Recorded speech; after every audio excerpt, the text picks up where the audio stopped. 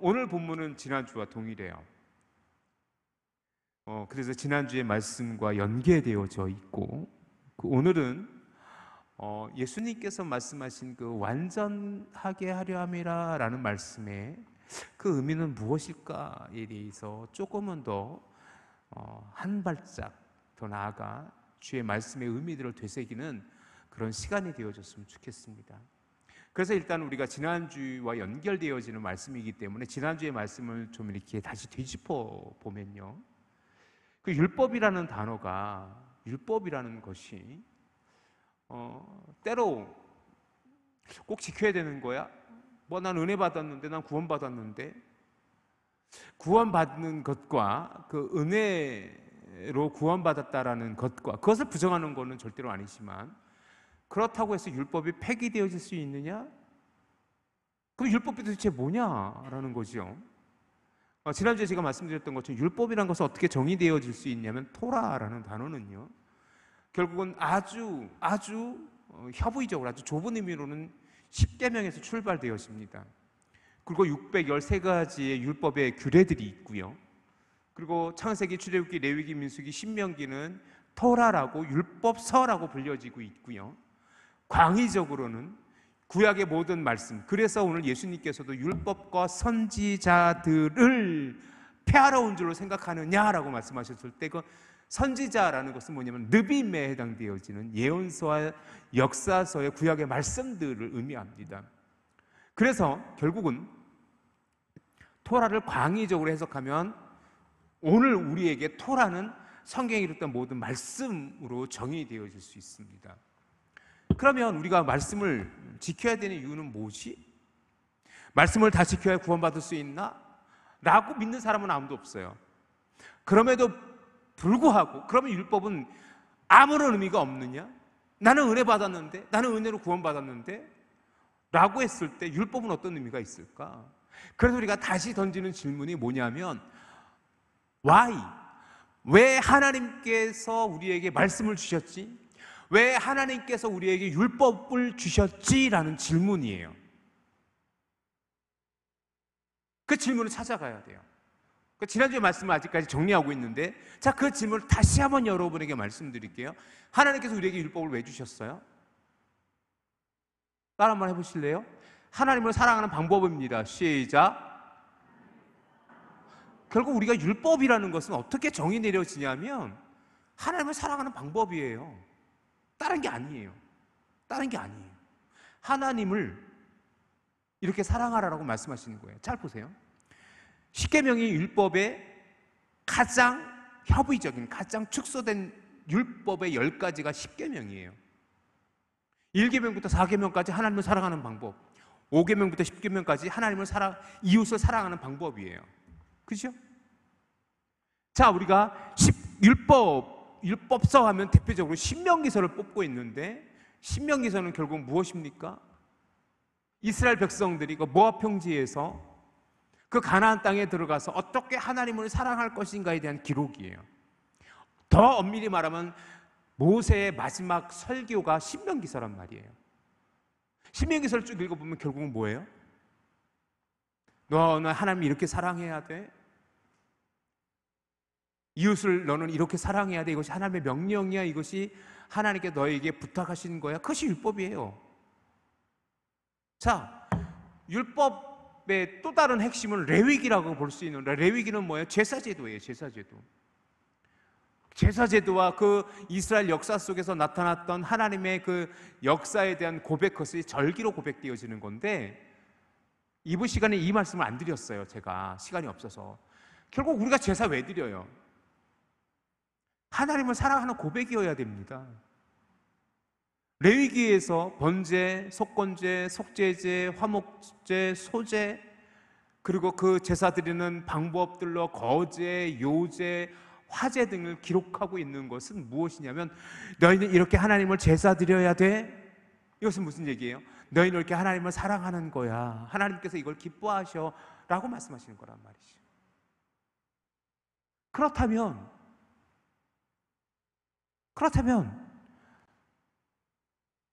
모든 것에는 순기둥과 역기둥이 있듯이 그 율법이라는 것이 왜 오늘날 우리에게 부정적으로 다가오느냐? 율법주의자들 때문에 그런 거잖아요. 지난주에 말씀드렸던 것처럼 뭐예요? 율법으로 자기 의의를 나타내요. 율법을 다 지킴으로 하나님으로부터 인정받을 것 같은, 그렇게 그들은 착각 속에 살았어요. 그것이 누구예요? 사도 바울이 예전에 모습이었던 사울의 모습, 바로 바리새인들, 서기관들, 제사장들, 그리고 많은 율법주의자들이 그러했단 말이에요. 율법을 지킴으로써 그들이 의롭게 되어지고, 율법을 지킴으로써 자기가 의롭게 되어진다, 이거에 대해서 사도 바울은 철저히 부정합니다. 로마서 3장 20절에 이렇게 기록되어져 있습니다. 로마서 3장 20절입니다. 그러므로 시작. 그러므로 율법의 행위로 그의 앞에 의롭다 하심을 얻을 육체가 없나니 율법으로는 죄를 깨달음이니라. 아니야, 사도 바울이 얘기하는 거야. 아니야, 너희가 율법으로 의로워질 수 없어. 율법을 다 지킨다고 너희가 의로울 수 있어? 아니야. 율법을 잘 봐. 너희 율법 속에 너희는 무엇을 발견해? 너희 자신의 죄됨을 발견하고 있지 않느냐라는 거예요. 이것이 또한 율법의 역할임을 부정하진 않지만, 그 율법주의자들에게 율법은 그들이 얼마나 불의한지 깨닫게 하는 거울과 같은 거였다라는 것이죠. 이어지는 28절 말씀에도 이렇게 기록되어져 있습니다. 그러므로 사람이 의롭다 하심을 얻는 것은 율법의 행위에 있지 않고 믿음으로 되는 줄 우리가 뭐하노라? 인정하노라. 바로 그거란 말이에요.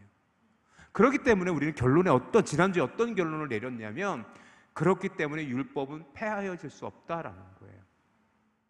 율법은 되려 여전히 우리 속에, 구원받은 우리들에게 여전히 유효한 거예요. 그래서 오늘 예수님께서 분명히 본문 말씀에서 분명히 무엇이라 기록하고 있냐면, 오늘 17절 말씀 같이 한번 정확하게 읽어보십시오. 시작. 내가 율법이나 선지자를 폐하러 온 줄로 생각하지 말라. 폐하러 온 것이 아니요 완전하게 함이라 라고 말씀하셨어요. 여기서 오늘 설교 제목에 완전하게 하려 함이라. 자, 여기서 우리 질문할 수 있죠. 도대체 완전하게 한다는 게 뭐예요? 무엇을 완전하게 하셨겠다라는 겁니까 도대체? 오늘 설교의 제목, 완전하게 하려 함이라. 이때 무엇이 문제였냐면, 예수님께서 이 산상수훈을 말씀하시면서 제자들에게, 그리고 예수님을 따르는 그 많은 무리들에게 말씀하시는 거예요. 내가 율법이나 선지자를 폐하러 온 줄, 선지자를 폐하러 왔다는 것은 선지자로 인해서 기록된 느빔에 해당되는 구약의 예언서와 역사서를 의미합니다. 율법이나 구약의 예언의 말씀들이나 기록된 모든 말씀들을 폐하러 왔다고 생각하지 말아라 라고 하셨던 거예요. 왜냐하면 두 가지 의미가 있어요. 첫 번째 뭐냐면, 분명히 우리는 예수님의 십자가의 은혜로 구원을 받습니다. 믿습니까? 그것을 우리는 두 글자로 은혜라고 얘기합니다. 은혜예요. 그렇다면 질문합니다. 그렇다면 우리에게 율법이 무의미하느냐? 율법이 무의미하느냐라는 질문을 던져야 되고, 또 하나는 뭐냐면, 그 당시 예수님께서 이렇게 말씀하셨던 이유가 있었어요. 예수님께서는 그 당시 뭐예요? 죄인을 부르셨어요. 그 당시 죄인으로 여기지는 세리들과 함께 했어요. 그들과 함께 먹었어요. 그들과 함께 마셨어요. 그러자 율법주의자들이 예수님을 뭐라고 힐난하고 비난합니까? 마태복음 11장 19절 이렇게 기록되어져 있습니다. 인자는 와서 먹고 마심에 말하기를, 보라, 먹기를 탐하고 포도주를 즐기는 사람이요 세리와 죄인의 친구로다 하니 지혜는 그 행한 일로 인하여 옳다함을 얻느니라. 자, 이 본문에서 주목해야 될 것은 뭐냐면, 예수님께서 그 당시 율법주의자를 예수님을 향하여 무엇이라 얘기했어요? 너가 지금 죄인과 함께 있느냐? 너가 왜 율법을 지키지 않느냐? 왜 너가 세리들과 함께 먹고 마시느냐? 이게 문제였던 거예요. 그렇다고 해서 예수님께서 세리와 죄인과 함께 했던 것이 율법에 어긋난 행동이었습니까? 아니에요. 포도주를 그들과 함께 마셨어요. 그것이 불법입니까? 아니에요. 예수님께서는 되려 내가 죄인을 부르러 오셨다 말씀하셨어요. 그런데 율법주의자들은 뭐냐 하면 그 세리를 죄인 취급했어요. 가난한 자를 없이 여겼어요. 병든 자를 부정하다 했어요. 왜? 그들은 그것을 율법이라 생각했던 것이요. 이스라엘 역사 속에서 그 율법주의자들, 사두개인, 바리새인이라는 사람들이 더 율법에 그렇게 집착했던 것 중에 하나가 뭐냐면 그들이 율법을 지키지 않음으로 말미암아 하나님께서 그들을 책망하셨다고 생각했기 때문이기도 했었어요. 그래서 율법주의자들인 그 바리새인과 사두개인들, 제사장들, 서기관들은요, 하나님이 주신 율법 외에도 그들의 율법을 다시 규정해요. 미드라시라고. 그리고 미시나, 그건 탈무드 속에서 그들이 어떻게 율법을 지켜야 되는지 세부 사항을 다시 정해요. 그걸 그들은 율법이라고 생각했어요. 예수님께서 그들을 그런 부분들을 책망하기도 하세요. 그것을 장로의 유전이라고 합니다. 대표적으로 뭐가 있냐면 안식일의 규례가 있어요. 안식일의 규례가 있어요. 미드라시에 보면요, 안식일에는 몇 킬로까지 어디까지 갈 수 있고 몇 킬로그램까지 들 수 있고 무엇을 들 수 있는지에 대한 기록이 있어요. 그리고 그들은 그걸 철저히 지켜가요. 그리고 그것은 그들로 그렇게 지키면서 그들은 안식일을 지켰다라고 생각합니다. 안타깝지? 그런 것과 같이 그들은 뭐예요? 율법이라고 얘기되어지는 모든 것을 다 지켜요, 진짜로. 그것이 바리새인들이었어요. 그리고는 그들은 스스로 의로 여겨요, 그것을. 예수님께서 그거에 대해서 책망하신 거예요. 그리고 되려 예수님께서 완전하게 하려 하십니다 라는 것은 뭐냐면 어떤 의미로 우리에게 다가올 수 있느냐? 질문해야죠. 무엇입니까 도대체? 무엇이 완전하게 하는 것입니까? 무엇이 예수님께서 말씀하신 그 완전하게 하려 함이라는 의미입니까? 그 답을 오늘 좀 찾고 싶습니다. 우리가 좀 더 고민해야 봐야 될 것은 뭐냐면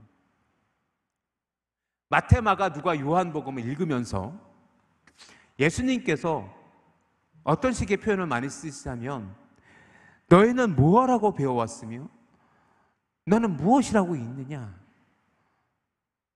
나는 그보다는 무엇 하라고 너희에게 명한다 라고 말씀하시는 경우를 종종 볼 수 있어요. 그것은 뭐냐면 그들이 율법을 지키는 것에 집착하고 있을 때 되려 율법을 지키는 의미들, 그것들에 대해서 율법의 의미들을 그들에게 분명히 하고 그것을 가르치심으로 말미암아 그 율법들에 대한 것을 완전케 하길 원하셨던 것은 아닐까라는 생각을 지울 수가 없어요. 자, 여러분 마태복음 12장으로 한번 가보시기 바랍니다. 마태복음 12장 그 대표적인 사건이 기록 나오는데 마태복음 12장 1절부터 무슨 일이 벌어지냐면 예수님의 제자들이 예수님과 함께 가다가 안식일에 배가 고파요. 배가 고파서 지나가다 밀밭을 그때 마침 밀밭을 지나가게 돼요. 그래서 그 수확 추수기였는지 그 밀 이삭을 손으로 으깨서 먹어요. 그런데 그것이 율법에는 뭐예요? 그것이 율법에는 안식일을 범한 거가 되는 거예요. 그 모습을 보면서 12장 2절에 바리새인들이 보고 예수님께 이렇게 얘기합니다. 바리새인들이 보고 예수께 말하되 보시오, 당신들의 제자들이 안식일에 하지 못할 일을 하나이다 라고 말이죠. 이게 율법주의자들이에요.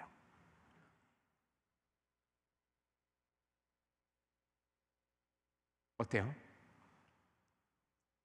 그 뒤에 보면 또 어떤 사건이 벌어지냐면 바로 이어지는 9절에 거기서 떠나 그들이 회당으로 들어가시니 라고 되어 있으면서 회당에서 어떤 일이 벌어지냐면 손 마른 사람이 한 명 있어요. 의도적으로 그 사람을 데려왔는지 하여튼간 마침 그때 그 회당 안에 손 마른 자가 한 명 있어요. 손 마른 자라는 것은 뭐냐면 손이 굳어진 사람. 그 이유는 정확히 알 수 없지만 손에 장애를 가지고 있어서 손을 움직일 수 없는 사람, 손에 혈기가 없는 사람, 그래서 손을 움직일 수 없는 사람, 그 사람이에요. 그리고는 그들은 예수님을 시험하고자 의도적으로 묻습니다. 10절의 말씀 보면 한쪽 손 마른 사람이 있는지라 사람들이 예수를 뭐 하려고? 고발하려 하여 물어 이르되 안식일에 병 고치는 것이 옳으니까. 이 안식일 논쟁이라고 그러거든요. 이것을 안식일에 고칠 것이 무엇이 옳습니까? 라고 예수님을 고발하려고, 무엇으로? 종교법으로 이 사람이 율법을 범했습니다 라는 것을 꼬투리 삼아서 예수님을 고발하려고 그렇게 의도적으로 물어요. 그래서 예수님께서 한 가지 비유를 들어요. 양 한 마리를 키우는 사람이 있는데, 만약에 그 양 한 마리가 만약에 물에 빠졌다 하자, 구덩이에 빠졌다 하자, 구해주지 않겠느냐? 그날이 안식일이라 하면 안식일일지라도 그걸 구해야 되지 않겠느냐? 사람의 양보다 얼마나 귀하냐? 그러므로 안식일에 선을 행하는 것이 옳으리라. 너희가 규정하는 거야. 손 마른 자가 있다면 당연히 고쳐줘야지. 안식일에 무슨 상관이 있어? 라고 하면서 예수님께서 그 손 마른 자를 고치세요. 그러면서 뭐 하시라고 말씀하시냐면 내가 안식일의 주인이라 말씀하세요.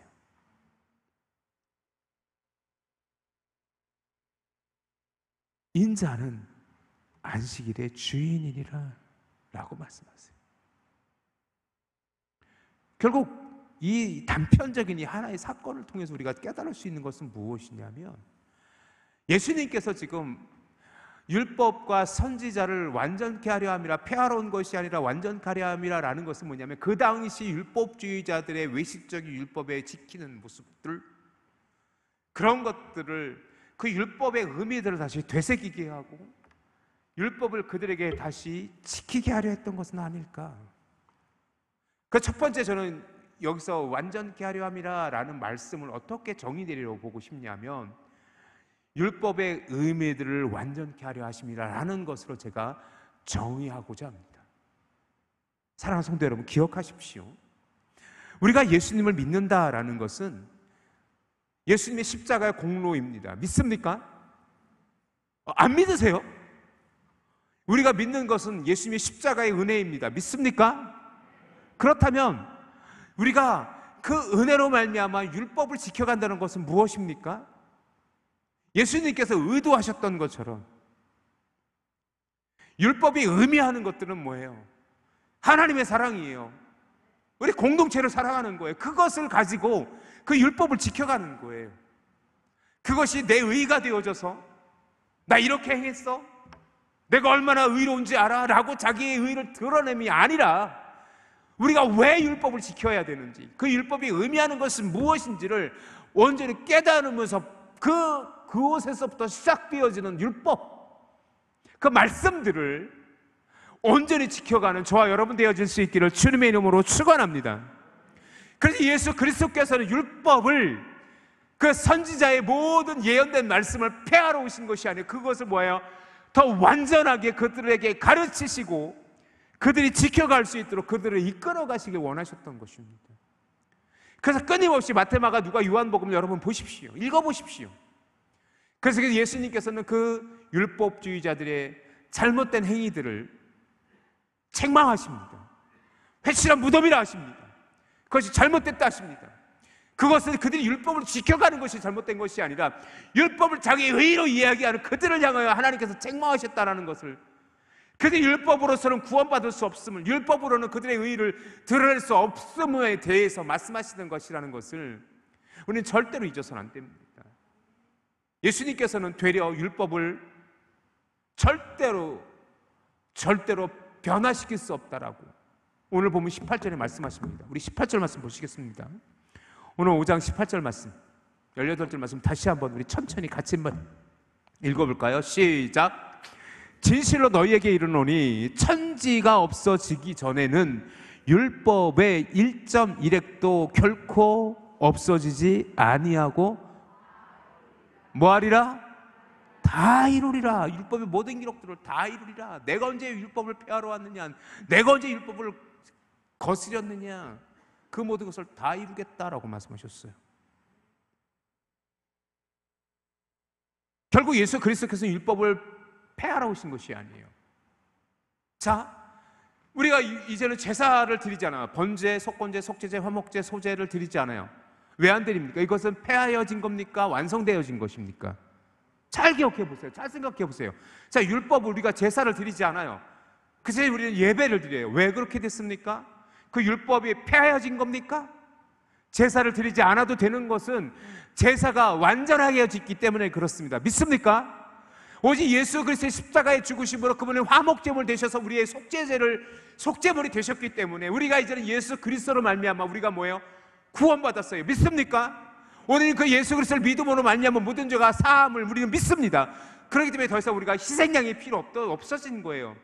그것은 율법의 제도가, 그 제사 제도가 폐기된 것이 아니라 완전해진 것임을 믿으시길 주님의 이름으로 축원합니다. 그거예요. 그 외에 율법을 예수님께서 폐하신 적이 무엇입니까? 사랑으로 더 완성하셨잖아요. 오늘 본문에서 18절이 이렇게 시작됩니다. 진실로라는 단어로 시작되어집니다. 이 진실로라는 단어가 여러분이 잘 알고 있는 단어입니다. 아멘이라는 단어입니다. 아멘. 18절에 아예 헬라어 원본에도요, 아멘으로 시작되어집니다. 아멘. 너희가 믿느냐? 아멘. 그러므로 진실로, 아멘이라는 뜻은 진실로, 진실하다라는 뜻을 가지고 있는데, 진실로 참으로 내가 너에게 이르겠다. 여기서 아멘이라는 단어가 마태복음에만 31번 사용되어지는데, 아멘이라고 예수님께서 사용하실 때는 주의를 환기시켜 주의를 주목하기 위해서 쓰여지는 단어입니다. 믿습니까? 아멘. 여러분이 화답하듯이 예수님께서 그 당시에도 아멘이라는 단어를 사용하셨어요. 아멘 하셨던 것은 뭐냐면, 잘 들어봐, 내가 진실로 얘기하는데 이 천지가 없어지기 전에는 이 율법에 기록된 1.1획도 다 없어지지 않고 다 이루어질 거야 라고 말씀하셨던 거예요. 그러니 예수님께서는 율법을 폐하러 온 자도 아니요, 율법을 범하신 것도 아니요, 율법을 온전히 이루신 것인데, 여기서 1.1획이라는 의미는 뭘까요? 헬라어로 1점이라는 단어는요, 이오타엔이라는 단어가 쓰여지고, 1획이라는 단어는 미아케라야라는 단어가 쓰입니다. 자, 이것을 우리 히브리어로 보면 알 수 있어요.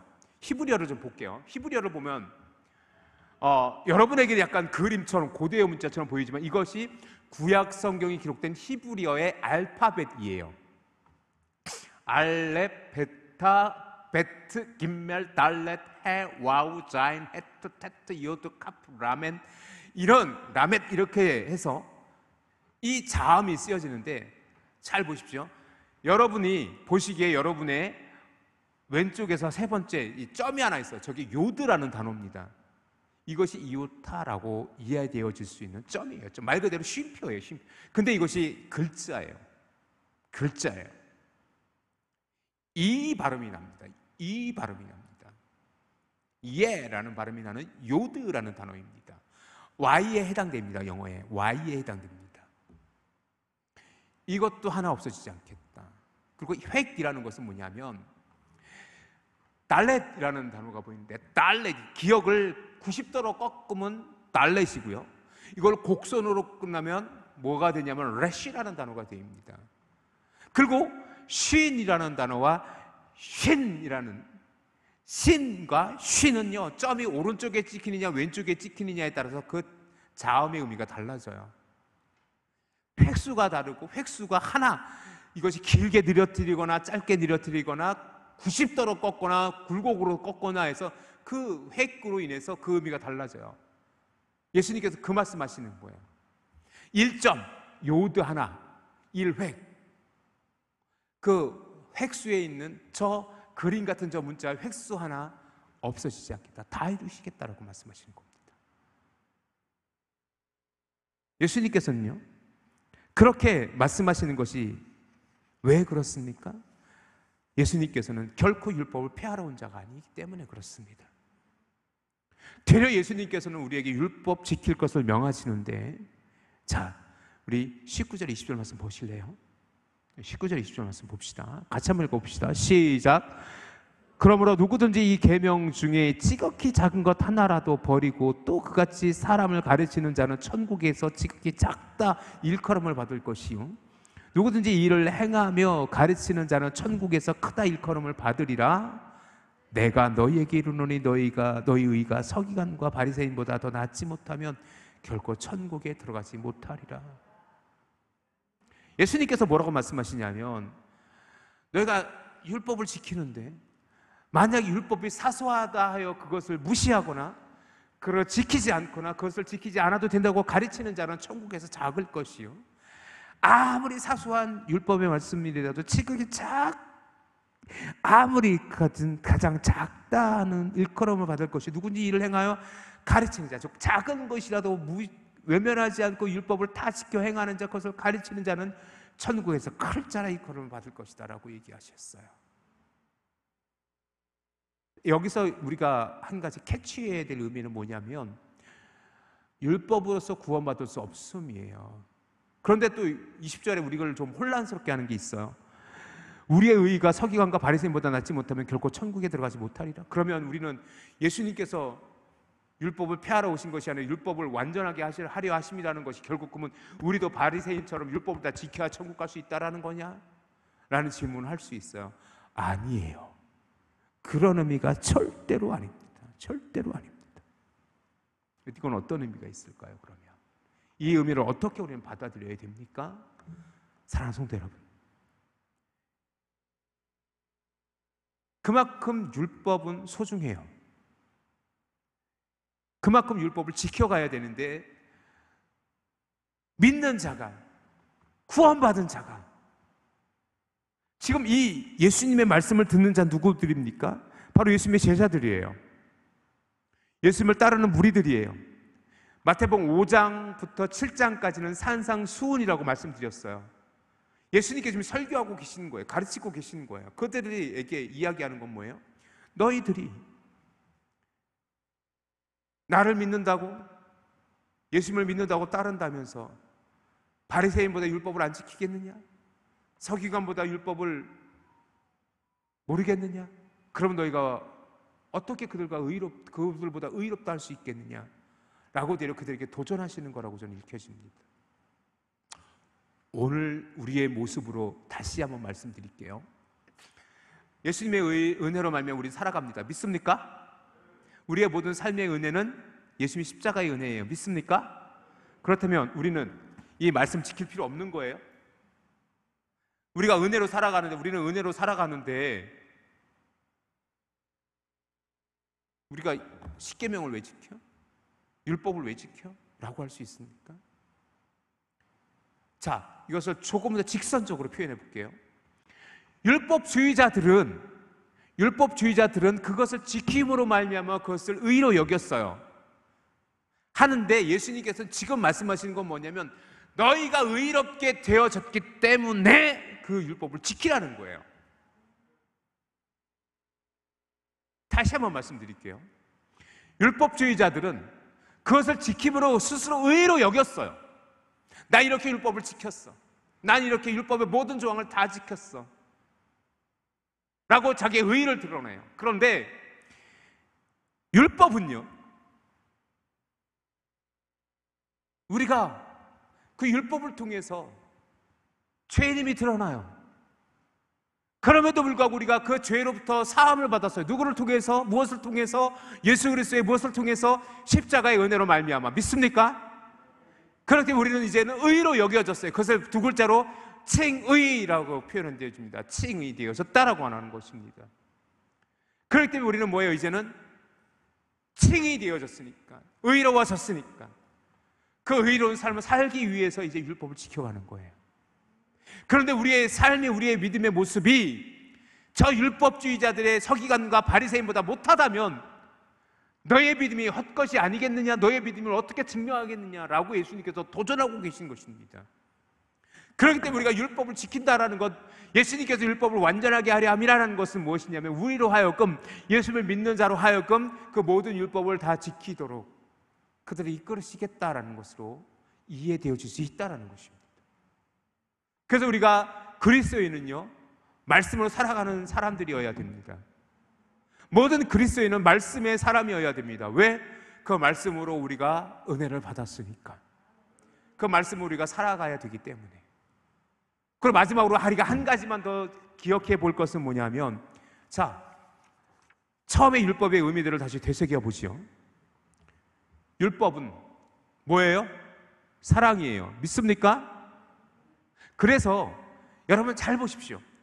오늘 그 율법, 여러분이 돌아가셔서 5장을 전체를 한번 읽어보십시오. 5장부터 7장까지, 마태복음 5장부터 7장까지에 있는 그 산상수훈의 말씀을 잘 읽어보십시오.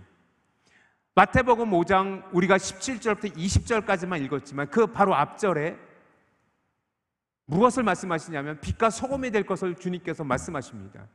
자, 특별히 16절만 읽어볼까요? 16절 같이 한번 읽어봅시다. 시작. 이같이 너희 빛이 사람 앞에서 비치게 하여 그들로 너희 작은 행실을 보고 하늘에 계신 너희 아버지께 무엇을 돌리게 하라? 영광을 돌리게 하라. 그리고 이어지는 말씀이 오늘 17절이었다는 거예요. 너희가 내가 율법이나 선제를 폐하러 온 줄로 생각하지 말아라. 되려 나는 너희로 율법으로 완전하게 하려 함이라 라고 그렇게 이해할 수도 있다는 거예요. 그것은 뭐냐면 우리가 빛과 소금의 삶을 살아감으로 말미암아 하나님께 영광이 돌려지는 것입니다. 그리고 우리의 삶은 그 서기관과 바리새인보다 낫지 못하다 말하고 한다면 우리가 율법을 마치 폐한 자처럼 율법의 의미들을 무조건 나는 은혜로 받았어, 은혜 받았어라고 생각하면서 율법의 말씀을 지키지 않는다면 그것이 구원받은 자이겠느냐, 그것이 은혜 받은 자이겠느냐라고 말씀하시는 거예요. 그리고 이후에 뒤에 살인하지 말아라, 거짓말하지 말아라, 그리고 너희가 보복하지 말아라, 원수까지 사랑해라 라고 끊임없이 예수님께서는 이 산상수훈을 통해서 교훈하십니다. 비판하지 말아라, 하나님의 뜻대로 행함이라 라고 말씀하세요. 그것이 산상수훈의 말씀이에요. 결국 그것은 무엇입니까? 결국 우리가 그리스도인이 어떻게 하나님 앞에 온전히 설 수 있는가? 어떻게 우리가 하나님 앞에서 의로운 자로 살아갈 수 있는 것인가에 대한 도전이란 말이죠. 그것을 조금은 더 우리가 오늘 본문의 말씀대로 하자면 우리가 율법을 지켜간다는 것은 우리가 서기관과 바리새인의 의보다 못해선 되지 않는 이유는 뭐냐면 우리가 이미 그들의 의보다 뛰어난 하나님의 의로 인침을 받았잖아요. 그런 우리가 하나님의 의 앞에 당당히 설 수 있어야 되는 것입니다. 그리고 마지막으로, 정말 마지막으로 여러분하고 이야기 나누고 싶은 것은 그거예요. 율법은 하나님을 사랑하는 방법이에요. 그리고 율법을 완전히 이루신 분이 누구십니까? 예수 그리스도입니다. 믿습니까? 예수 그리스도께서는 십자가로 지심으로 말미암아 우리를 구원하셨고 그 십자가의 은혜로 말미암아 우리를 완전케 하셨어요. 믿습니까? 그것이 예수님의 완전함이에요. 예수님께서 율법으로 우리를 온전히 의롭다 여기시고 우리의 모든 죄를 사하심으로 말미암아 우리를 칭의하셨는데, 의롭다 여기셨는데, 그것이 뭐예요? 십자가의 사랑이에요. 결국 율법의 완성은 어디서 완전하게 되어졌냐면 십자가 위에서 완전하게 되어졌음을 믿으시길 주님의 이름으로 축원합니다. 결국 예수 그리스도께서 완전하게 되셨다라는 것은, 완전하게 하려 하십니다라는 것은 예수 그리스도께서 십자가를 통해서 온전히 하나님의 사랑으로 우리를 구원하셨음에 대한 고백이었던 겁니다. 그래서 우리가 너무나도 잘 알고 있는 로마서 5장 8절 말씀, 예수 그리스도께서 십자가의 지심으로 말미암아 하나님께서는 자기의 사랑을 어떻게 하셨느니라? 확증하셨느니라. 사랑하는 성도 여러분, 저는 여러분에게 율법주의자가 되라고 이야기하는 것이 아닙니다. 그렇지만 우리가 율법을 지켜가야 되는 이유는 말씀이기 때문에 그래요. 은혜 받았다고 해서 우리가 율법이 외면되어지거나, 우리가 구원받았다고 해서 우리가 함부로 살거나, 하나님의 말씀이 지켜지지 않는다면 그것이 구원받은 자의 삶이 되어질 수 있을까요? 우리가 더 말씀을 사모하고 말씀대로 행하고 말씀대로 지켜 행하는 이유는 우리가 그 은혜를 누려가기 때문에 그렇습니다. 우리가 완전하게 되어짐은 율법 아래에서 완전하게 되어지는 것이 아니라 은혜로 말미암아 완전하게 되어지는 거예요. 그리고 그 은혜로 말미암아 완전하게 되어짐은 무엇을 우리의 삶에서 나타내는 거냐면 하나님의 모든 말씀이 우리의 삶 속에서 이루어지는 것임을 믿으시길 주님의 이름으로 축원합니다. 그래서 우리의 삶은, 그리스도인의 삶은 하나님을 온전히 따르는 것이고 순종하는 것이고 그 말씀대로 행하는 삶이라는 것을 믿으시길 주님의 이름으로 축원합니다. 이제 말씀을 정리합니다. 예수 그리스도께서는 이미 십자가의 사랑으로 율법의 사랑을 완전케 하셨습니다. 그리고 오늘 우리에게 도전하십니다. 내가 율법을 폐하러 온 것이 아니다. 선지자의 글을 폐하러 온 것이 아니라 너희로 말미암아 완전하게 함이라. 내가 이미 완전하여졌듯이 너희가 서기관과 바리새인의 의보다 더 낫지 못하다면 너희가 어찌 의로운 자라 일컬음을 받을 수 있겠느냐. 너희가 주의 은혜로 완전하여지며 그 주의 은혜로 말미암아 십자가의 은혜로 말미암아 너희가 율법 안에서도 완전케 되어지기를 원하노라 주님 말씀하시는 것입니다. 사랑하는 성도 여러분, 하나님의 은혜로 우리는 살아갑니다. 믿습니까? 그것을 절대로 부정할 수는 없어요. 그 은혜로 살아간다는 것은 도대체 그것은 무엇입니까? 말씀으로 행하는 삶이라는 것을 여러분이 기억하시기를 주님의 이름으로 축원합니다. 그래 우리의 믿음의 삶이 온전해질 수 있기를 다시금 주님의 이름으로 간절히 축복합니다.